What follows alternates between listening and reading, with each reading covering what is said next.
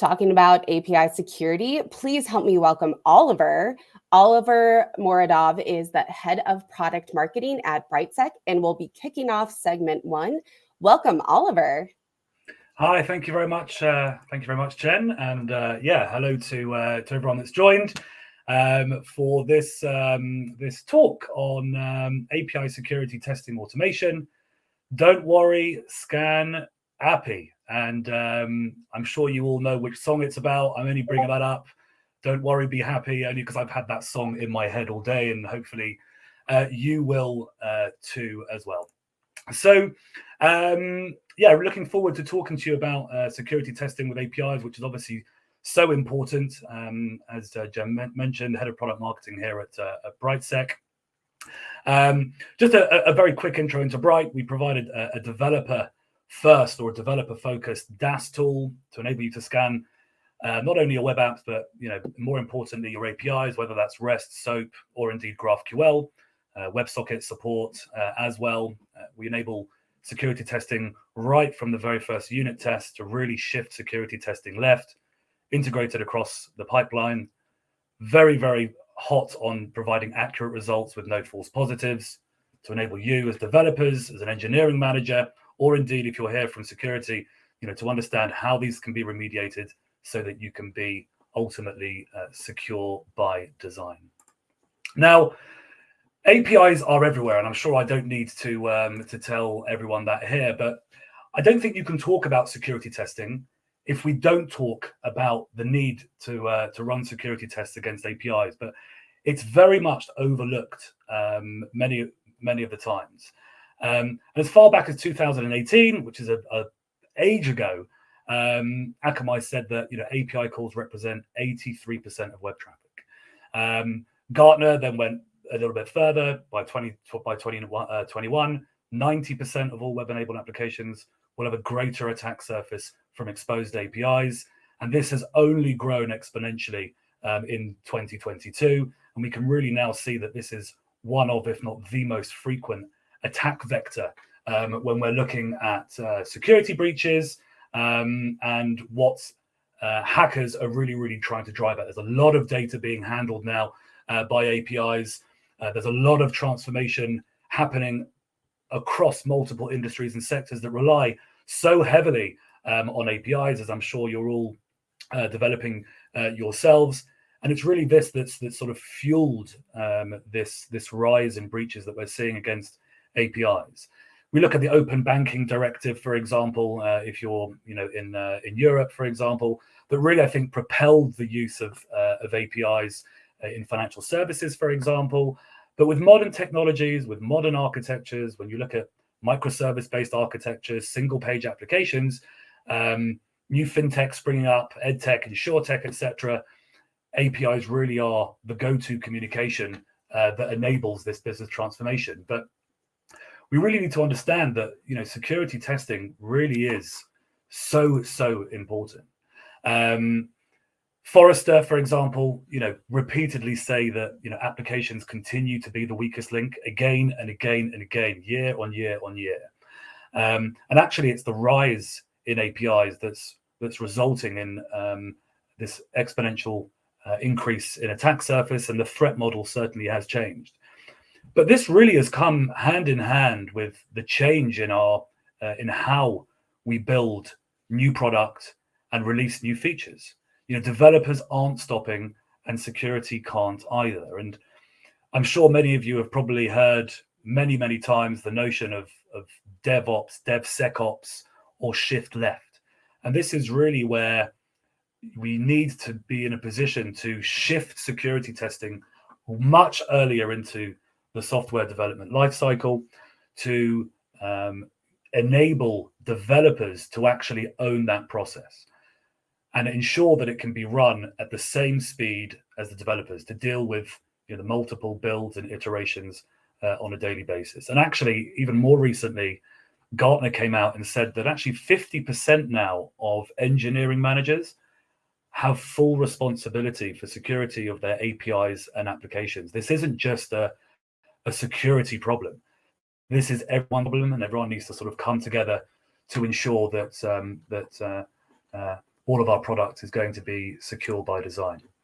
But there is a challenge. When are you carrying out security testing? Now, in many cases, unfortunately, security testing is still an afterthought. It's often carried out too late, and in many cases, not at all. And we find this particularly when it comes down to API security testing. We know that you're probably focused on the business needs that dictate, new features that dictate more revenue, and sometimes that can trump security.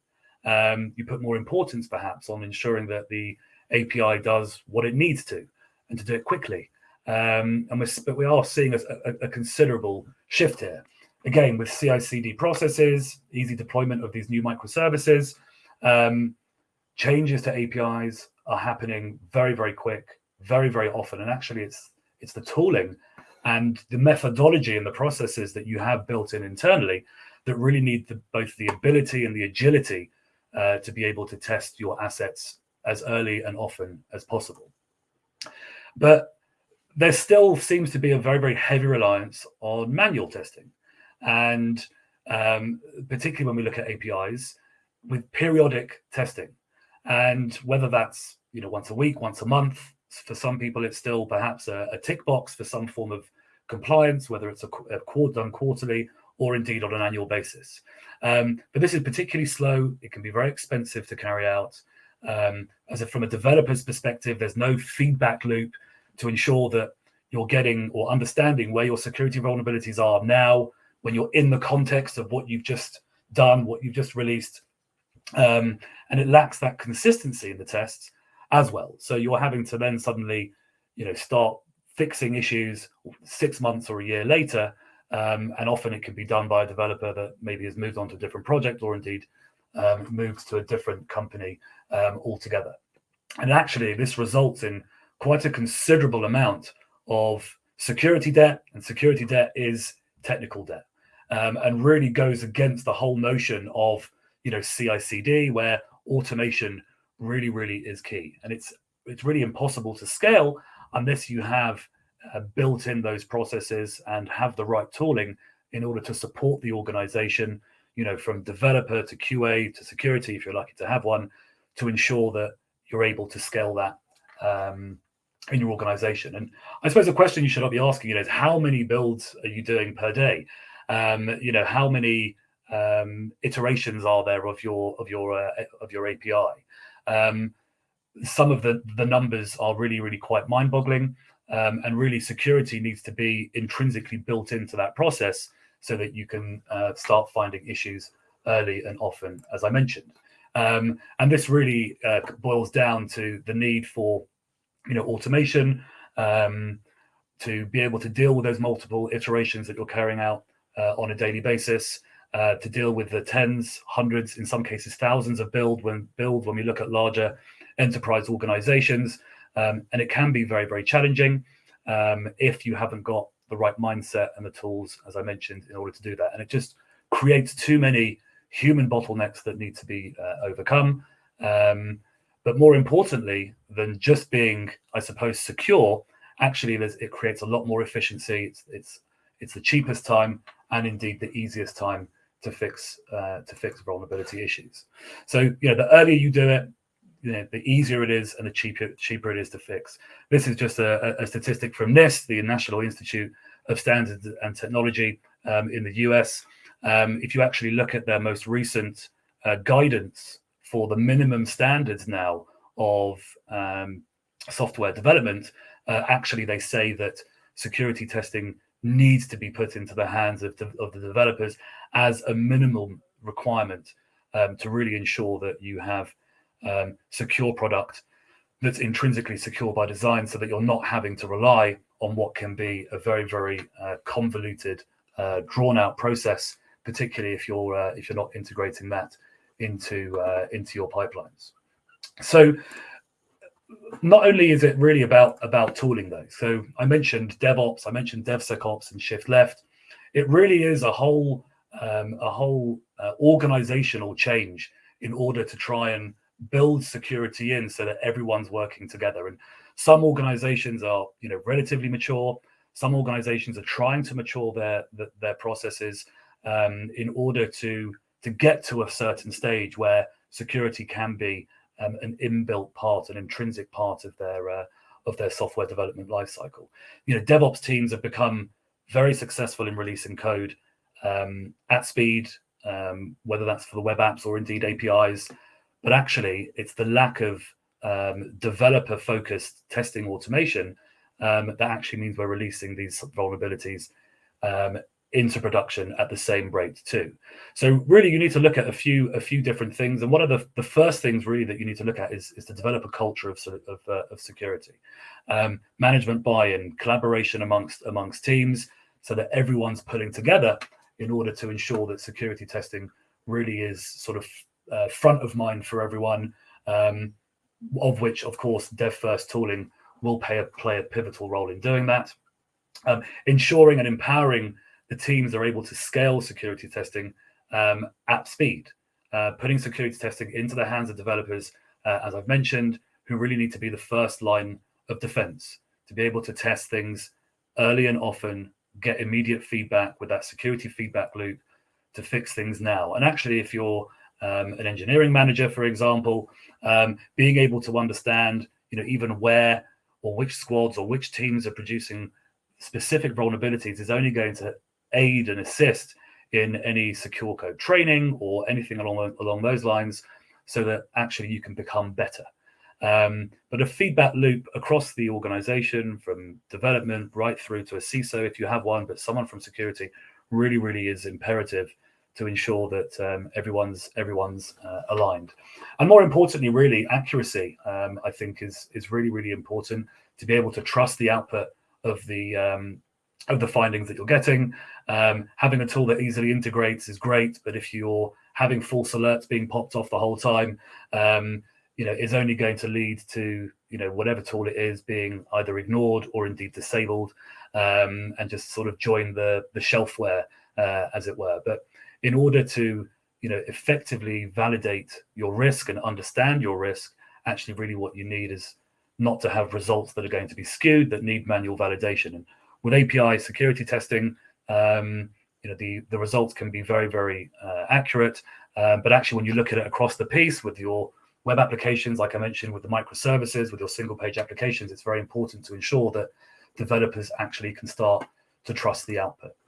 Now, you'll have multiple different types of security tools, perhaps, that you're either using already or contemplating using, whether it's software composition analysis, for example, which look at your dependencies. Many of you may be using static analysis or SAST, for example, to look at your code base for vulnerabilities. Typically can be played with false alert issues.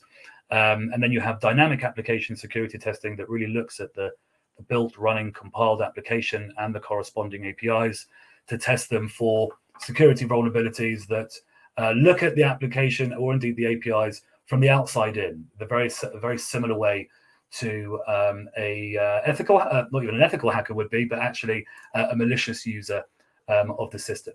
And really, this is in order for you to try and automate security testing. There are a number of different features, I think, that you need to start looking out for when looking to implement security testing for your APIs. But obviously now with APIs and these modern applications, they really come hand in hand with the web applications as well. So, first of all, it's really coverage and analysis. So how can you find, you need to ensure that, Jen mentioned, GraphQL, there's REST, there's SOAP, GraphQL obviously making a very big breakthrough now, even more so. A lot of organizations, adopting those. So it's really important to ensure that you have support for OpenAPI, Swagger, or indeed Postman collections, so that you can really seamlessly upload those in order to run specific tests against either the whole API, or indeed to try and drill down onto specific endpoints that you've recently changed in order to try and maximize scan speeds as well.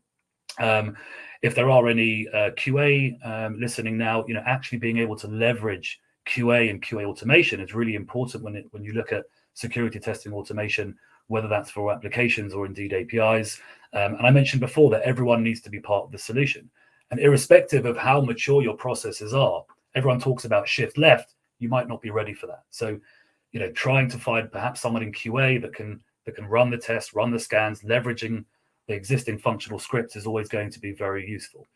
Speed is something that you really need to sort of focus on, as I mentioned before, being able to define the scope of the tests, and really trying to find a tool that's built for developers. Developers cannot be expected to be security experts.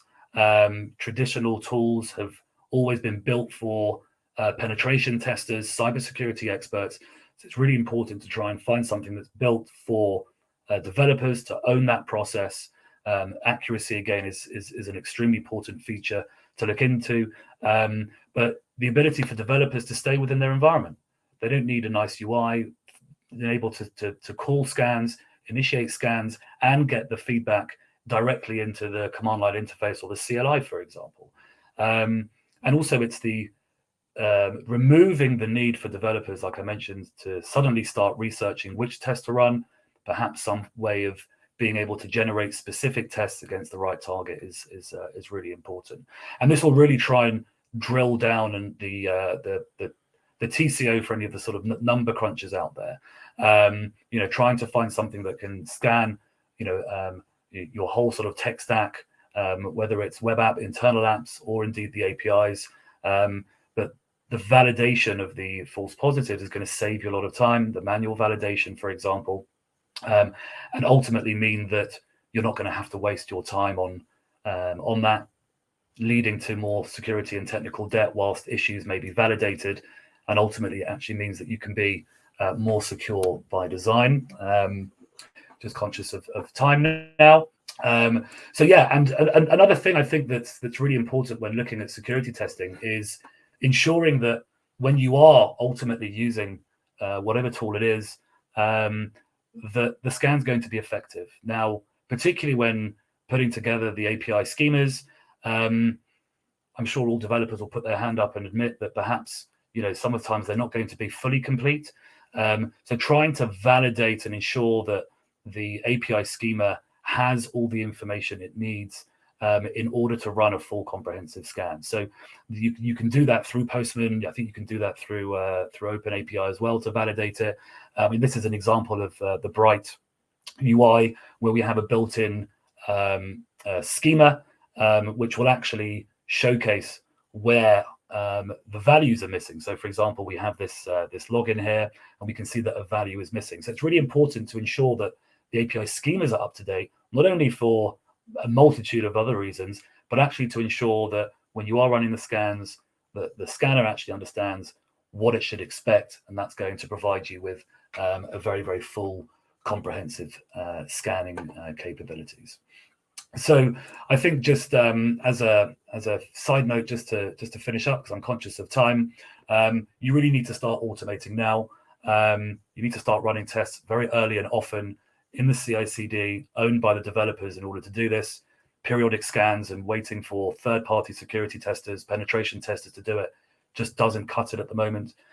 Ensure that you have multiple different discovery methods to initiate a scan against the target, whether that's crawling or HAR files, HTTP archive files, or indeed uploading of the schemas, in order to ensure that the developers can own that process. Simple YAML configurations built into the CI/CD is going to mean that you can start to automate security testing at scale, and more importantly, removing false alerts so that you can actually start trusting the output. I think I'm coming up to time just before the Q&A. So thank you very much for your time. And yeah, if there are any questions, we'll be more than happy to get those answered. Hey, thank you, Oliver, for your presentation today. And I love the name that you came up with for your presentation, Don't Worry, Scan API. It definitely caught my attention when going through the agenda to catch this today. Don't worry, Scan API. Yes. I'm not going to sing it, but I think everyone should get the gist of the song. Are you sure? I mean, I think the audience would really dig it. Oh my gosh. Well, if it's being recorded, then I will. Don't worry. And then you can finish it off, Jem. Be happy. No, Scan API, Scan API. Anyway. I know. All right. So You mentioned about false positives, which can be a huge pain. How is that done? Well, so look, I mean, look, false positives has been the bane of everyone's life for a number of years. So, I think that historically, scanners have taken a sort of passive approach to scanning. So, from our perspective, we take a very active approach to our scanning. So we look to automatically validate certain security issues. So, a common one, for example, is cross-site scripting or XSS. So we will actually look for a reflection. So an XSS will form some form of, pop-up executable, which could be, another web page, for example, that looks like yours, or it could request some personally identifiable PII information. We will actually, render up the page, look for the reflection, for example, using a headless browser technology, and take a screenshot of that so that the developer can say, okay, this is exactly where it is. If we're looking at SQL injection, we'll try to exfiltrate the database name.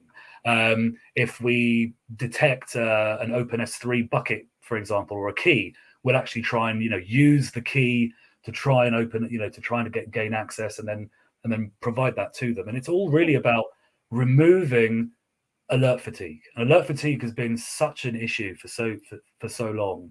There are ways of doing that. Developers need to have clear, actionable results now so that they can start to fix it. And I mentioned before about security debt, which actually is technical debt. People should start to be treating their their security bugs like they do their functional bugs. They need to be treated, as part of the same thing. So yeah, we pride ourselves on that automatic validation, and I think it's really important, particularly when you're looking at CI/CD and ensuring that you have security testing baked across. Because in our experience, if developers keep on getting false alerts, they're not going to really pay much interest. Very well said, and thank you for that. I would say another question that we got was about, can Bright be used to test APIs and applications? Yeah, so yeah, it's not just APIs. So I mentioned before, whether it's internal applications, publicly facing applications, APIs across REST, SOAP, and of course GraphQL. We also have support for WebSocket-based architectures, which is really interesting, as they've always been very popular, but we're seeing a massive increase now in their popularity. So yeah, it's a broad spectrum of the targets that we can test against. Particularly now, when you look at microservice-based architectures, single-page applications, for example, these are so heavily reliant on APIs. Yeah, you can go away and test all of those, whether that's as a standalone scanner using the UI, but really we're built for a developer-focused security testing tool integrated into the CI/CD. So yeah, that's fantastic. And thank you again for joining us today in your presentation. We definitely enjoyed you being a part of Interface this year, and thank you again. Thank you very much. Thanks, everyone.